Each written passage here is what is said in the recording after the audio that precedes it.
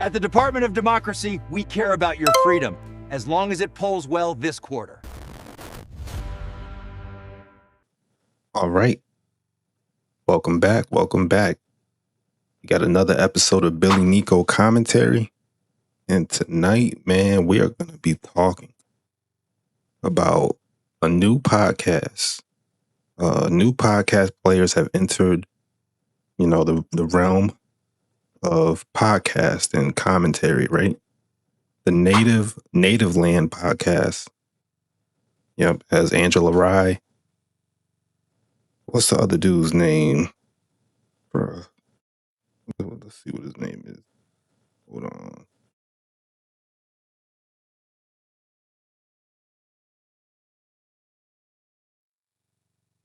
Andrew Gillum and Tiffany Ross alongside Angela Rye. So, wow. So, if you're not familiar with them, they are, political commentators, and they participate. Angela Rye does a lot of speaking engagements, and, she's very vocal on the Democrat side.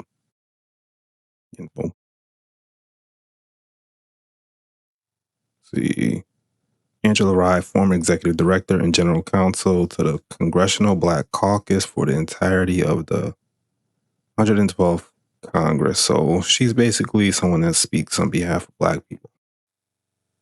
Oh, my bad. I was looking at her pictures. Okay, man. Stay focused, though. What's Andrew Gillum? Andrew Gillum, former mayor of Tallahassee, Florida. Member of the Democratic Party. Okay. Because I want to, do this right. So they can't, no disparaging. Let's just, commentate. Tiffany Ross. What is she? Who is she? American TV personality from Clark Atlanta University. So it's the HBCU. And, so clearly they're all Democratic. Now, when I say Democratic, typically people are going to say that's a good thing. They're Democratic. Democratic means freedom. Well, in this current landscape, you can argue that Democratic really just means a political side, which is the Democrats. And their agendas don't really have to do with freedom itself. It has to do with their agendas. And they'll push their narratives, they'll push their talking points and, their perspective on things. People don't associate Republicans with freedom. They, think about it. Since we were children, since we were young, we've always associated the word Democratic, right? Like the Democrats with freedom. Let's look up the word of Democrat. The definition of Democrat is an advocate or supporter of democracy. Let's look up the definition of democracy. Yes, we're going to take our time with this. Democracy, system of government by the whole population or all the eligible members of state, typically through elected representatives. So, a democracy is supposed to be representative of the entire population through elected representatives. So, you're giving the power of the people to a select few, right? That's what we have, a democratic republic. That's what we have. So AI on Google says, yes, the United States is accurately described as a democratic republic. The country's system of government incorporates elements from both democracy and a republic. The U.S. is a democracy because the ultimate power rests with the people, which is us. Citizens govern themselves through the following democratic principles. Popular sovereignty. Power of the government is derived from the people. So we vote all these people in. Don't forget that on both sides, Democrats and Republicans. That's why we are a democracy, representative democracy. Instead of citizens voting directly on all laws as in a direct democracy, like we would vote all day, every day, each individual citizen, we have elected representatives that are supposed to represent our best interest. So a lot of people only associate the Democrats with being representations of the people, but they don't realize that Republicans are also representations of the people. Democrats just oversell that they are specifically the only party that is for the people. And because they sell that allegedly or potentially, and if you think about it or consider that, there's nothing wrong with considering that. I don't think that's a crime. If you think of that, then you might think, well, are they manipulating me by just selling us on the fact that that's what they represent, instead of watching what they do and the results that produce or come from them being in power. So voting rights. The expansion of suffrage over time has made the U.S. more democratic than it was at its founding, but the right to vote guaranteed regardless of race, gender, or age. So we've expanded our voting rights to obviously all races, all genders, and above the age of 18. Now, that comes with different things because, like I said, if the Democrats wanted to attempt to sell that they are the party that solely represents the people and that the Republicans are just these rich, elite, wealthy people, they also can say, hey, we're also the party that represents, the different races. We're the party that represents, all the genders.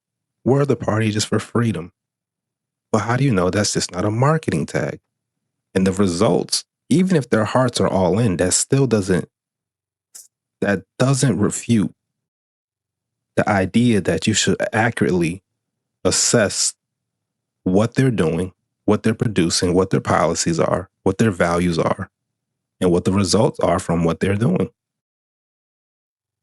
So we covered the democracy portion, right? Because we found where the United States is accurately described as a democratic republic, right? So we covered the democratic part, the democracy, the republic. Why the U.S. is a republic? The U.S. is also a republic, which was the term preferred by the founders who feared the potential for, guess what? Mob rule. You can Google this yourself. You can use ChatGPT. You can read books. This is a fact. This is why American system was designed like this, because it's supposed to represent the people, give the freedom to the citizens, but also protect from a group of people, that could be manipulative or, steering people the wrong way from controlling through just mob. Just because majority of people vote something doesn't mean it's right. That's common sense. Just because a majority of people say something does not mean it's right. We were taught this as kids. If a bunch of people were to jump off a bridge, you don't follow them, right? We want justice now! No more waiting! Down with the oppressors! We will not be silenced! The founders of the United States feared the potential for mob rule in a pure democracy. The Republican aspects of the government ensure stability and protect against the tyranny of the majority. A republic is a state where the following is true. The people hold supreme power or exercise it through elected representatives. The government is accountable to the people and operates according to the rule of law. It has elected or nominated president rather than a monarch. So, let's cover those three things. It's funny. The people that aren't this, and like I said, this might be, we'll see. This could be one of my most important videos to this date. And all the people that are associated with this, they're interested in this. They watch. Shout out to, I'm not even going to use your names for clout. That's how confident I am in my content right now, and the information and the value that I'm giving and the perspective that I'm going to give you right now. We already broke down what the U.S. really is, which is a democratic republic. But this message is for the average, everyday Joe.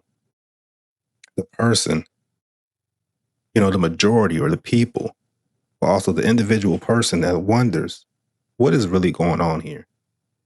And when you have people like the Democrats constantly sell you that they're the good guys, that they're for the people, you have to learn the truth. The mob is not always right. The majority is not always right. When people use that they're for the majority, that's not always right because that person could be manipulative. And if that person or group is allegedly manipulative, again, I'm not accusing the Democrats. I'm saying this just to be prepared. Common sense. This is how we have stronger citizens, more intelligent citizens, right? That's what we want in America. So the founders of America designed it so that the mob of the people or the mob will never have enough power because there's going to be established laws that you can't override. So we're going to have representatives on both sides, Democratic, Republic, Libertarian, whatever you want, different categories of parties where the people can think differently, approach things from different perspectives, right? So you might have a minority group, but that minority group is able to get a certain amount of votes. Then you have the mob, right? But they're only able to get a certain amount of votes.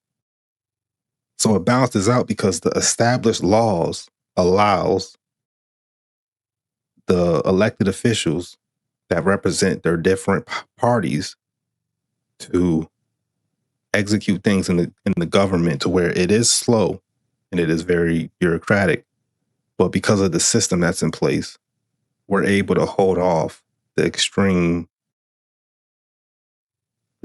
on either end of the political aspect, but specifically the potential extremes of the Democratic Party. Because they are the ones saying that they are for the people. So when one party says we're for the people and all the other parties, or specifically the Republican Party, it's like, hey, what is going on here? The government is accountable to the people and operates according to the rule of the law. So it operates according to the rule of the law, not the people.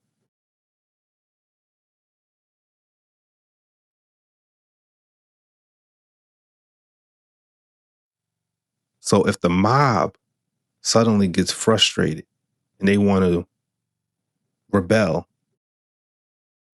they're just misinformed. You can be wrong. This is what the average person, America is full of some people, and myself included. Bring me some valid information. Let's have a discussion. And, I'm willing to take in information and, assess it and then come to my conclusion after doing that. But the average American acts like they are not wrong. If you talk to them about Donald Trump, they are 100% sure that their assessment and their opinion or perspective on him is accurate. You would think these guys were raised with Donald Trump from when he was a child and they know everything about him, but they only know what was presented to them from the media. Instead of looking at the actual things that he's done, the results, no bias. Unless you watch every interview, full, read every article, every policy in full, watch every deal that he's closed, watch every policy that he's implemented. You really can't talk because you're going off the opinion or the narrative, better yet, of the media. Media has narratives. Yes, they report the news, but sometimes it has a narrative.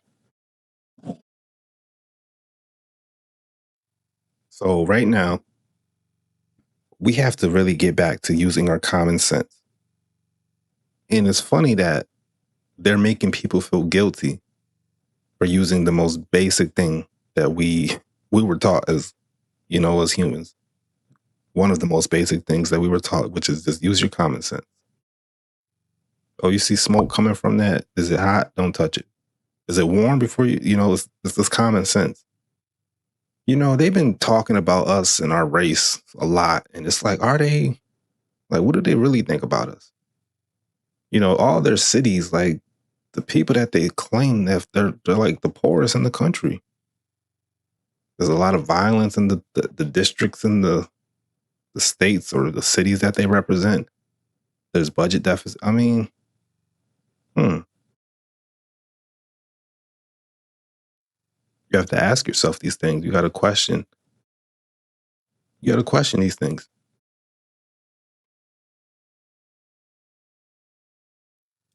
We have an elected or nominated president rather than a monarch. So a monarch is absolute rule. The monarch, which could be a bloodline, family, they select, they control. We elect, we control.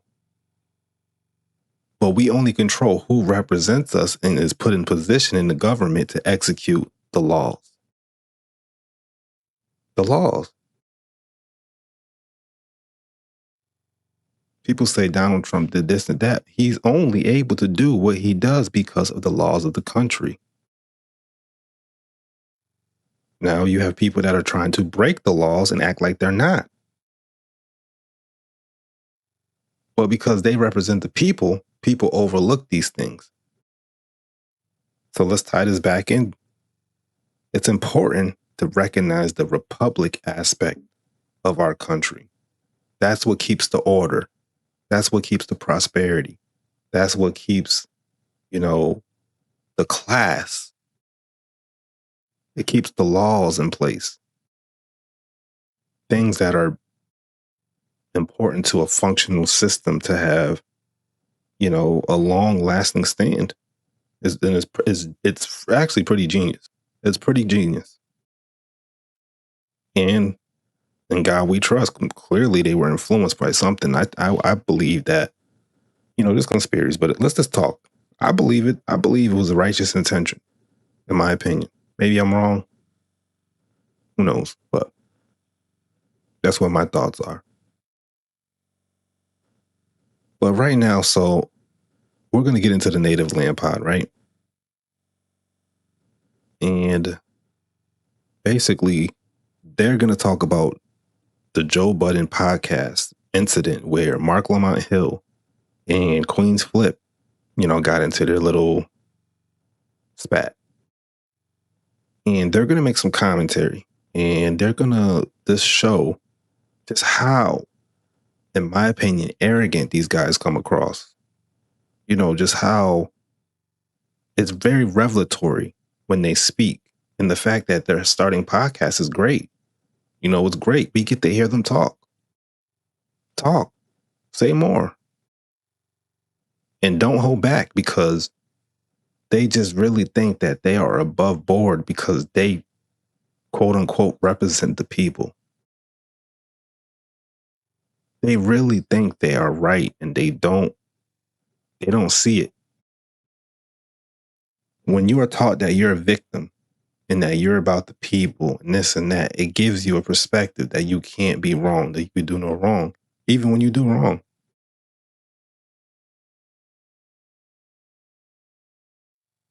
That's why the Republican side is so disliked, because the Republican side is so orderly, right? But not like in a professional, like, oh, hey, I'm so sweet, or hey, I'm for the people. The person that's fake in front of you, but just a savage behind closed doors. No, they might be a savage. He is what he is. Trump is Trump. But one thing for sure is why the Americans like myself like him, is because he is going to do things to implement things how they should be traditionally from what we established as Americans. You're not about to just add new things to the system, to the laws, bend this rule, change this here, and all these type of things in order to make some type of new America. Just because you feel like it's the right thing to do. Like, no, that's not what we're doing. We evolved past and we got rid of the things that were clearly needed to be removed from our country that were inhumane. But now they're just trying to keep going and going and going and manipulating the culture of America through the political system, through the government. And you just can't do that. Now, Letitia James,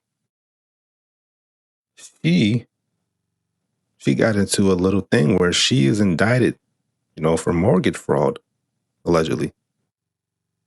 Now, we'll see what comes from it. You know, some interesting reports. Letitia James comes across, in my opinion, she comes across like she can do no wrong almost. She comes across and she gives these speeches like she's the savior of the world. Where it's like, lady, what are you doing right now for the people if this is about people? If you're facing an indictment, why are you giving a speech when you're facing an indictment? What does the indictment have to do with the public? Why are you telling us anything right now? Are you doing anything productive in terms of your actual role? Your attorney general, are you actually solving any crime in your actual city or state that you have jurisdiction in? Like, what does this have to do with anything? So let's play some of what she says, and then we'll get into native land. We're gonna get to this. We're gonna slow walk this one right here.